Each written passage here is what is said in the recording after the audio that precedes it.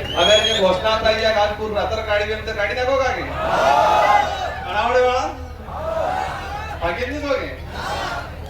बोलिए गोविंद गुरु महाराज की। आज इस मानगढ़ की धरा पर भील प्रदेश संदेश यात्रा को लेकर इस पांडाल और पांडाल के साथ ही इस पहाड़ के चारों तरफ जो एक जनसैलाब उबला है, वो जनसैलाब राजस्थान, मध्य प्रदेश, गुजरात, महाराष्ट्र और दादरा नगर हवेली की राजधानियों तक, वर्तमान में जो मुख्यमंत्री है उन तक ये आवाज पहुंचेगी।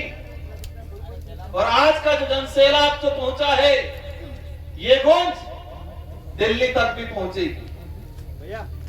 भील प्रदेश की जो मांग को लेकर बड़े बुजुर्ग से लगा के हमारी माताएं बहनें, नारी शक्तियां, युवा साथी और हमारे साथ ही इस क्षेत्र में रहने वाला एससी समुदाय, माइनॉरिटी समुदाय, ओबीसी के साथी और हमारे बीच में विशेषकर जो जयपुर से आए दो प्रोफेसर, एक डीबी शर्मा जी और बाकी साथियों को भी, ये भील प्रदेश की जो आवाज है,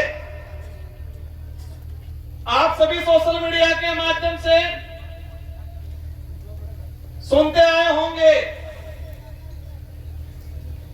कुछ लोग भील प्रदेश की मांग के विरोध में एक माहौल बना रहे हैं।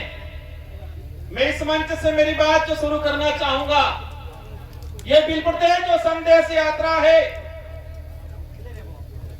ये किसी एक संगठन का या मेरा या हमारे विधायकों का, ना ही बबर जी का, ना ही कांतिभाई का, किसी एक की कल्पना है, किसी एक का उद्देश्य है, किसी एक का सपना नहीं है। ये सपना 1913 के अंदर 1500 से अधिक आदिवासी समुदाय के वीर गणवीरों ने अपना त्याग बलिदान देके शहीद हुए थे। इन गणवीरों का अधूरा सपना है। उस समय से मांग चली आ रही है। ये बात इसलिए बताना चाह रहा हूं कि 2-3 दिन से मीडिया में, सोशल मीडिया में, प्रिंट मीडिया में माहौल बना हुआ है। विरोधी लोग माहौल बना रहे हैं। राष्ट्रीय पार्टियों के नेता भील प्रदेश की मांग को गलत ठहरा रहे हैं, लेकिन उनको इतिहास में जाना चाहिए। इतिहास की कुछ जानकारी भी है इन लोगों को, लेकिन उनके दिमाग में क्या है कि बोरापाला आदिवासी समुदाय है, इस समुदाय को झूठा इतिहास पढ़ा देंगे, झूठा इतिहास लिख देंगे। वो झूठा इतिहास लिखा हुआ किताबों में पढ़ लेंगे, वो भूल जाएंगे भील प्रदेश का सपना। इतिहास की जो बात आती है, आप सबने देखा होगा, मेरे पूर्व भवर दादा ने बताया, 1200 ईस्वी में सलूम्बर से लगा के 1600 ईस्वी कुशलगढ़ तक की जो राजा थे, आप सबने देखा होगा। भारत देश का जो इतिहास है, 500 ईस्वी से लगा के 1600 ईस्वी तक के बीच का इतिहास किसी किताबों में विस्तृत नहीं पढ़ाया जाता है। हमें पढ़ाया जाता है 1600 के पीछे का विस्तृत इतिहास, और इससे भी ज्यादा पढ़ाया जाता है 5000 साल पुरानी काल्पनिक कहावतों को पढ़ाया जाता है किताबों। आज से 2000 साल पुरानी किताबों पाठ्यक्रम को किताबों में नहीं पढ़ा रहे, 1000 साल पुरानी पाठ्यक्रमों में नहीं पढ़ा रहे, लेकिन 5 से 10,000 साल पुराना इतिहास पढ़ाया जा रहा है। इसी तर्ज पे आजादी से लेके आज तक भील प्रदेश की जो मांग उठी थी, इस मांग को दबाने का काम किया है। इसके इतिहास की अगर बात करें, भील प्रदेश की यात्रा 1913 में गोविंद गुरु महाराज के नेतृत्व में इसी पहाड़ी पे 1500 से अधिक आदिवासियों ने अपना खून पसीना बहाया, जान गंवाई। कल मैं देख रहा था, एक राष्ट्रीय पार्टी के नेताजी कह रहे थे कि ये मांग सिर्फ डूंगरपुर बांसवाड़ा में उठाई जा रही है, ये मांग राजकुमार कर रहा है, ये मांग ये पार्टी वाले कर रहे हैं। इनको जानने की जरूरत है 1913 के अंदर गोविंद गुरु महाराज के नेतृत्व में बिलराज की मांग यहां उठी थी। 1925 में ही महाराष्ट्र का सतकुंडा कुंसी जो इलाका है उस इलाके में नंदुरबार नासिक इलाके में उठी। 1980 में 1970 में वही सतकुंडा जो नंदुरबार नासिक का जो इलाका था, एक रामदास महाराज करके थे और उन्हीं से प्रभावित होके शरद पाटिल एक कॉमरेड नेता था, उस नेता ने उस इलाके के अंदर बिलराज की बात की। आंदोलन चला था 1970 में। 1980 के अंदर 1980 से लगा के 1990 विशेषकर दिलीप सिंह जी भूरिया 7 बार सांसद रहे मध्य प्रदेश से और वो भाजपा के भी लीडर बने थे। इन्होंने बिल प्रदेश की बात की थी। सोमजी भाई गरासिया गुजरात से, मोदी जी से, सोमजी भाई डामोर गुजरात से आज मुख्यमंत्री जी आते हैं, लेकिन इनसे भी बड़े लीडर थे वो। इन्होंने बिल प्रदेश की मांग उठाई थी। दिलीप सिंह जी भूरिया, आज वो नेता कह रहे हैं कि राजकुमार मांग रहा है। राजकुमार नहीं मांग रहा है, इस क्षेत्र का एक छोटा छोटा बच्चा बिल प्रदेश मांग रहा है। बिल प्रदेश की लड़ाई को लेके 1500 आदिवासी यहां मरे, यहां शहीद हुए, बुला वालोरिया के अंदर शहीद हुए।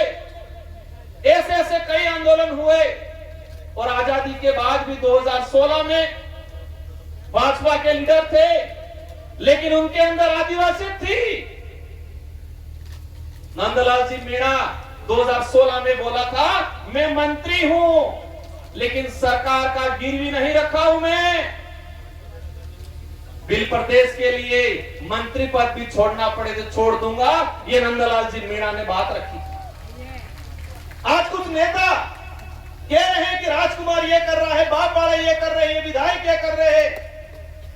हम कुछ नहीं कर रहे हैं, हम तो हमारे पुरखों का जो अधूरा सपना था उस सपने को साकार करने का काम कर रहे हैं हम लोग। हमारे पुरखों का जो त्याग बलिदान, इन्होंने जो शहादत दी है, उन शहादत को सम्मान दिलाने का काम कर रहे हैं हम लोग। वो हमारा फर्ज है, क्योंकि हमारे अंदर आदिवासियत है, आदिवासियों के हक अधिकार के लिए लड़ते हैं, आदिवासियों का डीएनए है। आदिवासी समुदाय ने आज इस संकट में इस स्तर पे समाज को छोड़ा है। कल देखा होगा एक बड़े भाजपा के नेता कह रहे थे कि गौरवशाली राजस्थान के इतिहास को राजकुमार रोत ने बिल प्रदेश का नक्शा जारी करके गौरवशाली राजस्थान के इतिहास को तोड़ने का काम किया है, कलंक लगाने का काम किया है। ये बात बोली। बिल प्रदेश का नक्शा मैंने जारी नहीं किया है।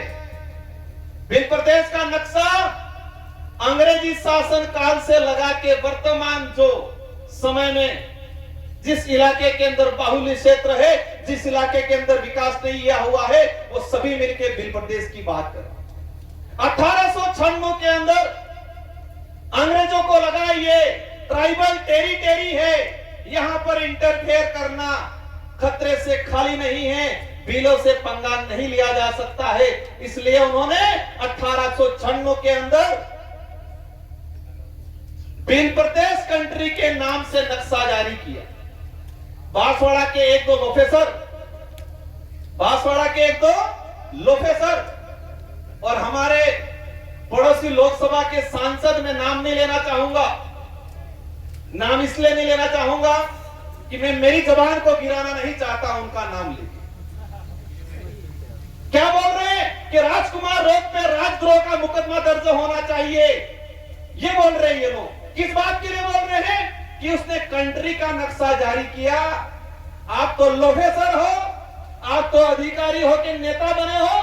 कंट्री का अर्थ होता है एरिया, क्षेत्र होता है, न कि देश होता है। अंग्रेजी शासन व्यवस्था में, उसके बाद उससे पहले राजा रजवाड़ी व्यवस्था में जितना जो रियासत काल के इलाके होते थे, उसको अंग्रेजी शासन व्यवस्था के लोग अधिकतर कंट्री के नाम से, एरिया के नाम से आइडेंटिफाई करते थे। तो ये इलाका बिल प्रदेश कंट्री के नाम से उस समय जाना जाता था। मतलब क्षेत्र, एरिया, समुदाय विशेष बाहुल्य क्षेत्र इलाका ये होता है। राजस्थान के गौरव की बात करते हैं। राजस्थान का गौरव आदिवासी समुदाय के बिना, उनके बलिदान के बिना अधूरा है। 1576 के अंदर हल्दी घाटी के अंदर महाराणा प्रताप के साथ कंधे से कंधा मिला के अगर वहां के आसपास के भीलों ने साथ नहीं दिया होता तो वीर शिरोमणि महाराज महाराणा प्रताप आज देश से नहीं पूरे विश्व में महान माने जाते हैं। इसका सबसे बड़ा श्रेय जाता है भील समुदाय, क्योंकि गले भीलों ने कटवाए।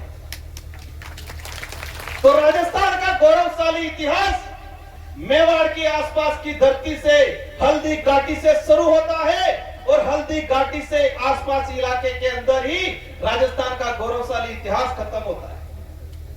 राजस्थान के गौरवशाली इतिहास, मेवाड़ के गौरवशाली इतिहास की बात करते हैं, लेकिन इस गौरवशाली इतिहास को बनाने में इन भील समुदाय हमारे पुरखों ने साथ दिया था। लेकिन आप लोगों ने आजादी के बाद अत्याचार, शोषण करने का काम किया। आज सबसे ज्यादा इस इलाके के अंदर भील प्रदेश की बात उठ रही है। अगर वर्तमान सरकारें, संचालक महोदय समय हो रहा हो तो मुझे थोड़ा इशारा कर देना 2 मिनट पहले। आज सबसे ज्यादा डिमांड उठ रही है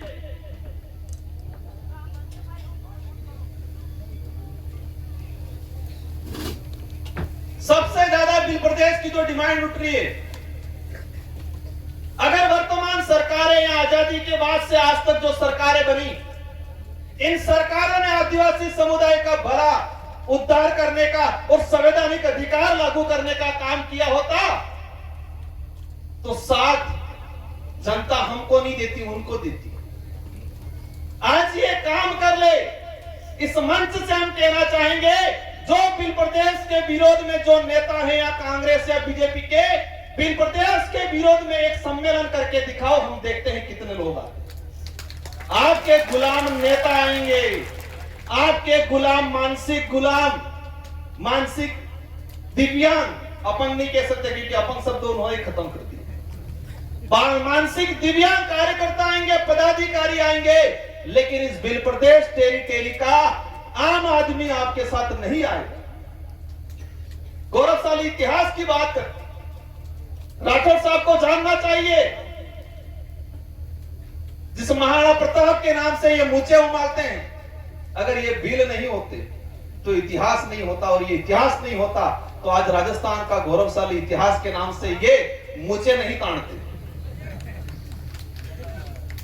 क्या स्थिति बना रखी है इस इलाके के अंदर? राजस्थान का सबसे पिछड़ा इलाका कौन सा है? यही ट्राइबल इलाका। शिक्षा की दृष्टि से सबसे पिछड़ा, स्वास्थ्य की दृष्टि से सबसे पिछड़ा, कुपोषण सबसे ज्यादा, बेरोजगारी सबसे ज्यादा, पलायन दूसरे शहरों में, दूसरे राज्यों में सबसे ज्यादा इस इलाके से। मध्य प्रदेश का सबसे कुपोषित इलाका, सबसे अशिक्षित इलाका, सबसे स्वास्थ्य की दृष्टि से कमजोर इलाका, यही झाबुआ, अलीराजपुर, रतलाम हमारा जो भील प्रदेश टेरिटरी के अंदर।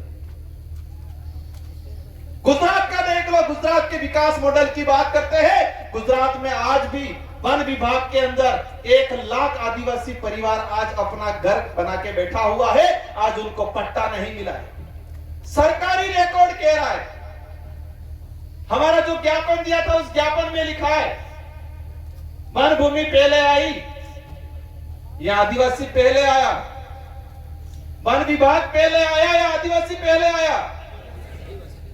तो आदिवासी पहले आया, वन विभाग को, उस वन को उपजाऊ बनाया, उसको संजोया, उसको तैयार किया और आज अतिक्रमण के नाम से हटा रहे। गुजरात के अंदर 1 लाख आदिवासी वन विभाग की भूमि पे रह रहे हैं। हमारी नजर में वो मालिक है उस जमीन के, लेकिन सरकार की नजर में क्या है? अतिक्रमणकारी। मध्य प्रदेश के अंदर 3 लाख आदिवासी वन विभाग की भूमि में रह रहे हैं आज, हमारी नजर में वो का मालिक है। राजस्थान के अंदर 52,000 आदिवासी परिवार, महाराष्ट्र के अंदर 2 लाख आदिवासी परिवार। इस तरह से पूरे देश के अंदर आज की तारीख में 26 लाख आदिवासी परिवार वन विभाग की भूमि पे रह रहा है। ये सरकारी आंकड़ा, केंद्र सरकार का जो जारी किया आंकड़ा वो है। सरकारी आंकड़ा। अब समझ लो कि कई भाई ऐसे हैं हमारे जो आज भी सरकारी आंकड़े में नहीं है लेकिन वन विभाग में। देश के अंदर 2011 की जनगणना के आधार पे 8 करोड़ आदिवासी है। 8% मतलब 13-14 करोड़। और आज की तुलना में आज के समय में हम काउंट करते हैं तो 17 से 18 करोड़ आदिवासी देश के अंदर है। और वन विभाग की भूमि पे इसमें 1.5 से 2 करोड़ आदिवासी आज भी वन विभाग की भूमि पे। भिल प्रदेश की धरती पे 30% जनसंख्या आज भी राजस्व भूमि मतलब राजस्व या चारागाह की भूमि पे आज मकान बना के बैठा। हमारा भाई आजादी से पहले मेरे दादाजी सुनाते थे, जब मानगढ़ पे फौज आई हमारे घर के आसपास से गई तो कहते थे यहाँ पर पानी पी के गए, कुआ था वहां 1913 में। उस समय से हमारे वहां बाप दादों का मकान बना हुआ है। कई मकान आज भी बिलाना में। सरकार आके कहती है आप अतिक्रमणकारी हो। आज देखा जाए कुछ लोग कहते हैं जाति के नाम से राज्य नहीं बन सकता। मान गए जाति के नाम से राज्य नहीं बन सकता, फिर आप धर्म के नाम से देश बनाने की बात क्यों करते हो? जाति के नाम से राज्य नहीं बन सकता, मान गया मैं, फिर धर्म के नाम से हिंदू राज बनाएंगे, ये बात क्यों करते हो? क्योंकि इस देश के अंदर सभी धर्म के लोग रहते हैं, सभी जातियों के लोग रहते हैं। बिल प्रदेश जो डिमांड है वो डिमांड सांस्कृतिक आधार पे है। संविधान की अंदर अनुच्छेद 2 में 3 में भाषाई आधार पर राज्य बन सकता है। एक सभी अपने दिमाग में डाल दे, क्योंकि आप लोगों को गुमराह करते हैं, कहते हैं संवैधानिक दृष्टि से ये सही नहीं है। पहले संविधान पढ़ लेना चाहिए उन लोगों को। भाषाई आधार पर राज्य बनता है। डूंगरपुर नो कालजो नो दाहोद नो कालजो हर का बोले कि नहीं बोलता है। सांस्कृतिक आधार पे राज्य बनता है। बासोड़ा नो कालजो न्याय जाबुआ नो कालजो न रतलाम नो कालजो हर का कोई कपड़ा पहने कि नहीं पहनता है। भौगोलिक आधार पे इस इलाके का आज दिल्ली की तरफ से लोग आते हैं, नॉर्थ ईस्ट के लोग आते हैं, उधर साउथ के लोग आते हैं। क्या कहते हैं राजस्थान तो रेगिस्तान होगा ही समझ रहे हैं अपने इलाके में आके। राजस्थान को किस नाम से? रेगिस्तान के नाम से परिचित करते हैं। और ये एक बात सही है, अगर इस इलाके में भिल समुदाय नहीं होता तो राजस्थान का जो गौरवशाली इतिहास की बात करते हैं आज सही है, हकीकत है, हमें भी गर्व है, हमारा राज्य है आज वर्तमान में गौरवशाली राज्य राजस्थान। वीरों का राज्य, बहादुरों का, बलिदानकारियों का राज्य माना जाता है राजस्थान। अगर हल्दी घाटी का युद्ध नहीं हुआ होता, मानगढ़ पे 1500 आदिवासी शहीद नहीं हुए होते तो आज के समय में राजस्थान को गौरवशाली राज्य नहीं कहते, क्या बोलते? रेगिस्तानी राज्य ये कहा जाता है। अगर भीलों ने त्याग बलिदान, उनका खून पसीना हल्दी घाटी में अकबर की सेना को उल्टे पैर नहीं भगाया होता तो राजस्थान को वीरों की धरती नहीं रेगिस्तान की धरती से धरती के नाम से जाना जाता है। इतना बड़ा बलिदान भूल गया। आज आदिवासी समुदाय का विरोध करते हैं। मेरी नजर में और मेरी नहीं सबकी नजर में जो आदिवासी समुदाय का विरोधी है वो सब विदेशी है, ये मान सकते हैं अपन लोग। जो आदिवासी समुदाय का अत्याचार शोषण करता है, जो आदिवासी समुदाय के साथ खिलवाड़ करता है वो इस देश का बीज नहीं हो सकता। क्योंकि आदिवासी समुदाय मानवता में विश्वास करता है। और एक बात ये भी ठान लेना है, कई नेता आदिवासी हैं जो पन्नालाल, कई अधिकारी आदिवासी हैं। आदिवासी होना भी जरूरी नहीं है, आदिवासी होने से ज्यादा आदिवासियत होना जरूरी है। आदिवासी होना जितना महत्वपूर्ण है उससे ज्यादा महत्वपूर्ण इसके अंदर आदिवासियत होना जरूरी है। मामा बालेश्वर को आज अपन भगवान मानते हैं, वो आदिवासी समुदाय से नहीं आते थे। आज में वो डीबी शर्मा जी आए, उनसे याद है बीडी शर्मा जो छत्तीसगढ़ बस्तर के अंदर कलेक्टर थे। और एक बात आप सबको जानने की जरूरत है कि इस देश के अंदर एकमात्र जगह है जहां पर संविधान मंदिर बना हुआ है, वो बस्तर में बना हुआ है। संविधान मंदिर बना हुआ है। लेकिन एक बात यह भी समझनी है कि जो भी गैर आदिवासी समुदाय का व्यक्ति अगर आदिवासी की बात करता है, उसके साथ भी ये घिनौनी हरकतें करते हैं। बीडी शर्मा कलेक्टर थे बस्तर के अंदर, उन्होंने देखा आदिवासी समुदाय जो मानवता में विश्वास करता है, जीव मात्र में विश्वास करता है, भंवर जी जो बता रहे थे सांप को भी नहीं मारता है, ऐसे समुदाय के साथ अन्याय हो रहा है। मैं कलेक्टर हूं, उस कलेक्टर रहते हुए उस व्यक्ति ने इस्तीफा दे दिया और आदिवासी समुदाय के साथ खड़ा रहा। वो कलेक्टर थे, इस्तीफा दे दिया, इस्तीफा देके आदिवासी समुदाय के साथ खड़ा रहा। हस्त्र क्या हुआ?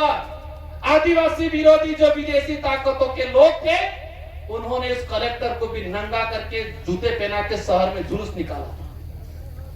लेकिन फिर भी उस आदमी ने हार नहीं माना। इसलिए हमारे भी समाज के इस बिल प्रदेश की मुहिम का सबसे ज्यादा विरोध कौन कर रहा है? आदिवासी समुदाय के कुछ मानसिक दिव्यांग नेता, जिनको उनकी पार्टी में नंबर बढ़ाना है, वो लोग विरोध कर रहे नहीं कर रहे। एक तो बिल पिला गया, 2-3 वीडियो जारी कर दिए, राजकुमार और सब हमारे 3-4 साथियों के नाम ले। पिछली बार भी तिल मिला गए थे। लेकिन एक बात और मैंने कल मीडिया में भी कहा था, ये डिमांड, ये लोग क्या सोचते हैं, ये 3-4 बड़े लोग हैं, उनको कहीं फंसा दो ताकि ये मामला जप जाएगा। नहीं जपेगा। राजकुमार रहे नहीं रहे, भंवर जी रहे नहीं रहे, हमारे लीडर जो है वो रहे नहीं रहे, लेकिन ये चिंगारी ऐसी जग गई है कि अवश्य बिल प्रदेश बनेगा। और ये चिंगारी मध्य प्रदेश, कुछ साथी आए थे सुबह 4-5 बजे अपने घर पे कि हमारा बिल प्रदेश के नक्शे के अंदर हमारा एरिया नहीं लिया गया। हमारे बिलवाड़ा आसिंद के साथी, और मैं इस मंच से भी हम आश्वस्त करते हैं, इस चिंगारी को मजबूती से वहां लगाओ, ज्वालामुखी के रूप में तैयार होगा और अवश्य आपका इलाका भी इसके अंदर ले लिया जाएगा। कुछ लोग हंसी मजाक उड़ा रहे हैं, लेकिन एक बात समझना है कि ठान लिया है इस क्षेत्र के लोगों ने, ये पार्टी विशेष की नहीं लड़ाई है। कांग्रेस बीजेपी के लीडरों ने भी कहा था, कई लोगों ने मांग उठाई है, लेकिन जिन कांग्रेस बीजेपी के लीडरों ने बिल प्रदेश की मांग उठाई, उनको घर पे बिठा दिया उनकी पार्टी ने। लेकिन यहां पर क्या, यहां तो नहीं उठाओगे तो घर पे बिठा देंगे। यही है कपड़ा मामला। तो अगर नहीं उठाया तो घर पे बिठा देंगे। आज देश के गृह मंत्री ने बोला बिल प्रदेश की बात को, लेकिन हमारे उदयपुर के सांसद कह रहे हैं कि इस बिल प्रदेश की जो बात है किताब से, पाठ्यक्रम से हटाया जाए।